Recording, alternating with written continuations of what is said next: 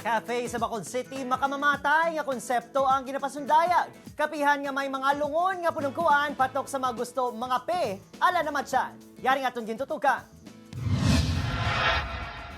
Madugay na nga negosyo sang pamilya C ang pagbaligya sang lungon. Ang ilang maginatanyag, lungon nga de kalidad, ang iban imported, apang barato. Apang sang damlag lang, ang mga lungon nga ginabaligya sang pamilya, hindi na lang para sa mga patay, kundi para man sa mga buhi. Pinasay ang konsepto sa ilang kapihan, nga daw ara ka lang kuno sa namatsyan.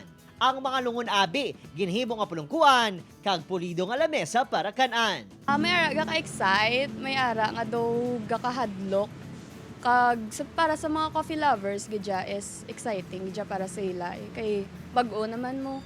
Ang cafe nahamtang sa kilid sang Anay Morgue sang sikat nga funeral parlor sa pribot sang Regional Hospital.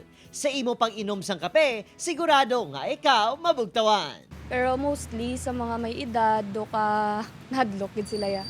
Paborito ini karon nga selfie ka groovy spot sang mga bisita. Sa baylo nga magkasubo ang mga parokyano pabonggahan sang posing sa lungon sang kapihan.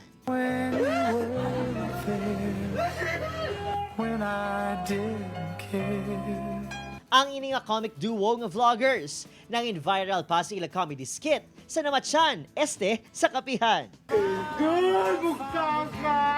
Maluwas sa pinasay nga konsepto ka experience. Patukman ang barato nga tatak ba cold meal sang cafe. Do kung sa totoo niya lungon ganay magigda do ka mas do ka komportable. Bago ini ipatuko din paminsaran gidanay kung ano ang concept, kung paano ibuo nga muna nga kapihan.